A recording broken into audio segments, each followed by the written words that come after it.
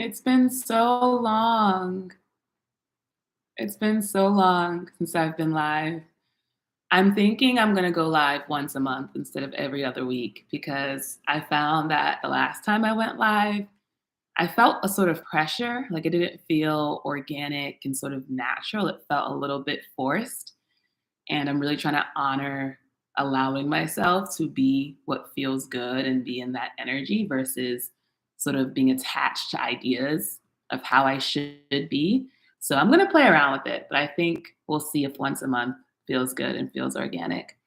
So the topic for this live is about balancing creative freedom and finances. And I made a video about being in a bunch of debt, and I was like, and it was interesting because it was a topic that I had like nervous energy about talking about. And it was a video that did like relatively better than my other videos. So in the process of talking about the things around finances that I had shame around, that was the process of like reducing and relieving myself from that shame and from that pressure, which I find very fascinating. And so um, I figured it'd be a good topic for a live. And my sort of intention is to be very emergent. I wrote down this list of 4 words that kind of summed up where I am right now. And I kind of have it in the back of my mind as like a guidepost for the live, which is healing leads to awareness, which leads to freedom, which leads to choice. Because I think what I'm realizing is how much of my decisions are driven by things that I don't know. And only when I heal and bring more awareness to the things that I've experienced and the ways not trying to feel certain feelings has driven me, only with that awareness can I then actually be free to make a choice because you can actually make choices um, unless you feel like you have options. And the way trauma works is that you feel like, no, I have to do these things. I must do these things. There's like a compulsion versus there being a choice. And I had an experience recently with a company that will remain nameless, but it's a company I've like done some work with before, and I actually stopped working with them because I was feeling disrespected in the dynamic. And a big thing with healing, y'all, is you really stop putting up with things that you used to put up with because you start to love yourself more. And so I made a choice to sort of kind of pull back from working with the company. And they followed up to ask essentially if I would re-engage on the same terms. And it was interesting because I made that video about the whole Oprah situation and being on Hulu. And people still DM me. They're like, hey, girl, I see you on Hair Tales. And I'm like, mm-hmm. And then I had one person be like, I'm just curious. Like, did you get paid for that? And I'm like, well, I made a whole video about it. But I won't sort of voluntarily like talk about the situation. But one thing, a comment that the lovely Danelle made in the comment section for that video was, Chimdi, you're not the same person who signed that contract. To affirm that, I wouldn't find myself in that same dynamic again because I'm not the same person. And that was true. And so it was interesting that when this company kind of came back and said, hey, we want to continue to work together on the exact same terms. We're not going to start respecting your time or your energy in the form of payment. We're just going to kind of keep doing things as we've been doing it. You cool with that? And it was so interesting, the sort of immediate feeling that came up in my body around like, this doesn't feel good. Like I went into the conversation being like, this is my expectations. In the conversation, expectations were not met. And I was like, oh, that doesn't feel good. And I ignored it. So it's interesting that like initially I did ignore it. Big thing, y'all. And this is actually, I talked about this in my Coaching by Chimdi Instagram page. And someone said, like, now I never make agreements on the phone. I'm always like, give me a day to think about it. And that's something that came from that conversation too, where I was like, I'm never agreeing to anything on the phone ever again. Like I will always be like, I'm gonna need a minute. Just give me a single minute to think about it. Um, but yeah, so I agreed to it on the phone, and then over the course of the day, every time I thought about it, it would bring up anxiety and it would bring up like discomfort in me. And I think that's the biggest thing I'm grateful for is that I truly used to ignore my body all of the time. I feel like I was constantly, consistently ignoring my body. And now when something comes up like that, I'm like, no. Like, and this is only gonna get worse because it was for something like a bit in the future. And I was like, literally every single day leading up to that event, I am going to get more and more anxious and uncomfortable. And I've done it in the past where I've agreed to do something and it's taking me days or weeks or months to be like, oh, wait, I don't want to do this thing. And then I say no versus in the moment being able to actually say no. And so I feel very proud of myself that it only took me till later that night. And I was like, oh, wait, I don't want to do this. And so I sent that text. And I was talking to a friend about the experience because the person kind of got back to me with an energy that was unsurprising, but still didn't really feel good. Um, and my friend was kind of explaining about archetypes. And I don't know how much y'all know about archetypes. I'm doing a little bit of research because I do find it very interesting. It's this idea that like certain ways of being we kind of tap into in our life, and we can kind of look at some of our choices from these kind of key archetypes. And so I was telling my friend about this exchange, and she was like, yeah, I think the person you're talking to has like a really strong prostitute archetype. And I was like, oh. And she was like, we all have all the archetypes. Like we can tap into any of them. And it's not a bad thing, but there's different people who have it stronger. And so for me, like because I've made just different choices in my life and my priorities are just different than they used to be. Um, Making money is not more important than me valuing myself, than me respecting myself, than me feeling like I'm being compensated fairly. So in the past, I would have been like, you know what? And she was saying, you're developing your prostitute archetype because now you're actually negotiating rates. You're not just saying, well, I appreciate you. Thank you so much for considering me. Here's my content for free or whatever else.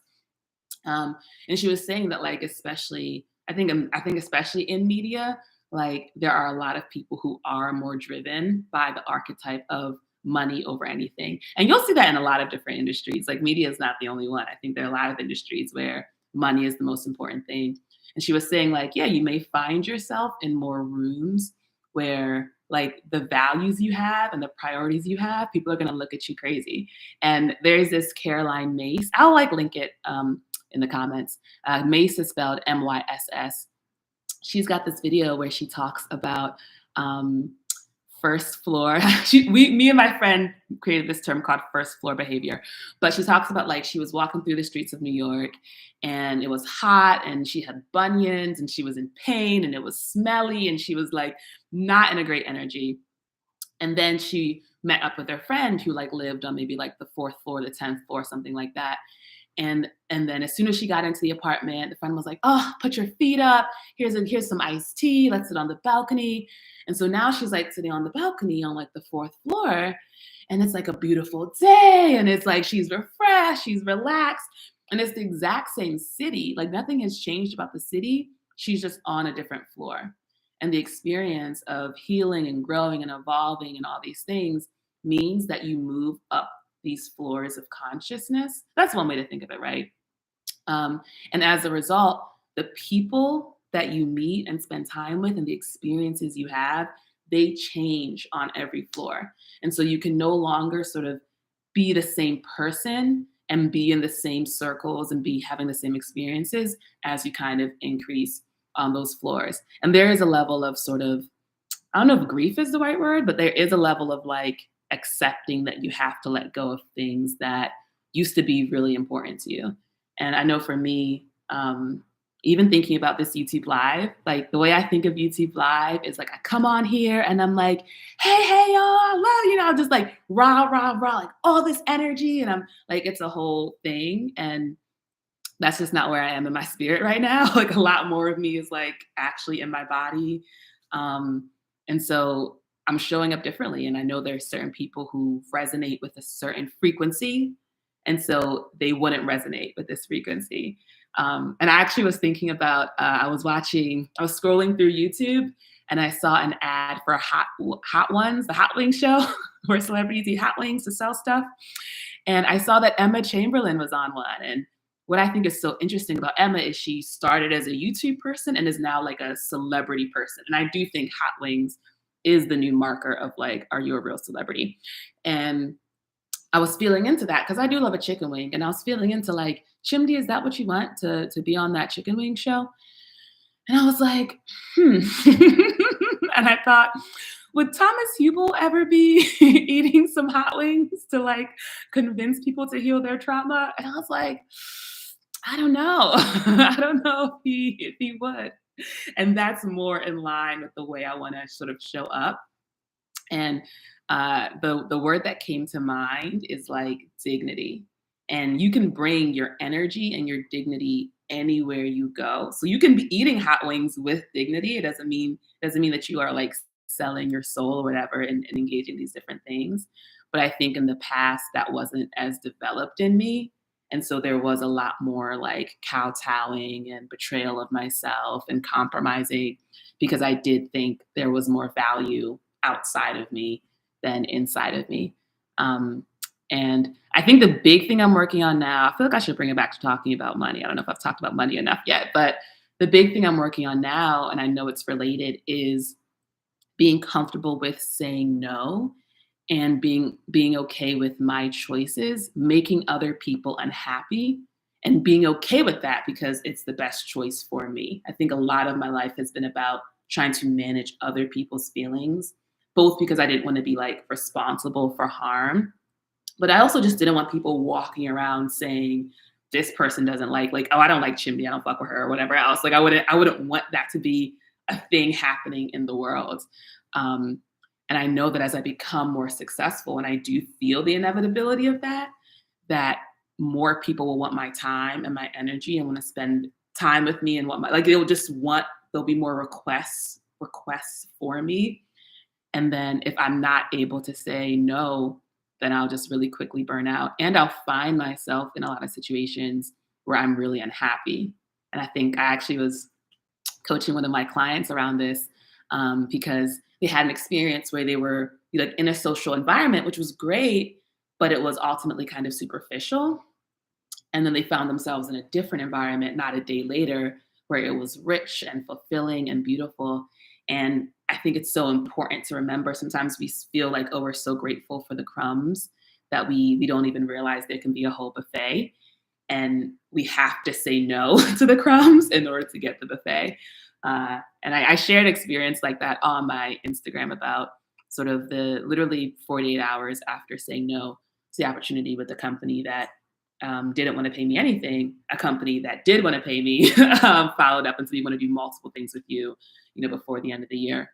And I think having faith that we are being taken care of is huge. And I know as I've been really prioritizing God in my life, the big thing has been like, do I actually let myself trust God? Or do I still think, well, we can trust God a little bit or about certain things, but these other things, I actually have to be in charge of that. And truly, just before this call, I was feeling into, why are you even going live on YouTube? Like, what's your intention? And I was like, okay, well, one intention is to sort of transmit my energy and to build a connection and build a community. Another intention is sort of like to provide an update on sort of where I am in my journey. And hopefully that'll provide insight and inspiration to people. And then there's this other part that's like, oh, being live will help grow my channel, which will help grow my resources, which will help grow my blah, blah, blah, blah. And I can sort of use, like, this is my way of controlling my abundance versus letting God have it. And I was conscious of how uncomfortable I was with the parts of me that are still in trauma and in fear and in lack and are saying, no, you need to be the one to handle this because you can't trust anyone, including God, to be there for you and to take care of you. And I sort of just presenced that. And I was like, okay, like, can we include all of it? Can we include the part that wants to build the community and the part that wants to make money and the part that trusts that God really will take care of you and all the other things? Can we show up with all of that in this experience? And I feel like that's sort of the whole life. And this YouTube live is part of it. It's like, okay, moment to moment to moment, can I include all of my experience and not say some parts of me aren't welcome? Kiki is new. Tinioko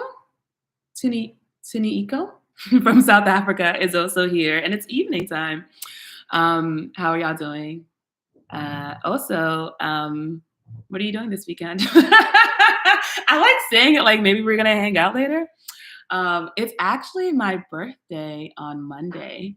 I'm reading this book called Hiring the Heavens, and it's about how whenever you come up in like any challenge in your life, you hire an angel to take care of it for you. And so I've like hired a birthday planning angel committee to like deal with my birthday on Monday. So I'll let y'all know what I end up doing.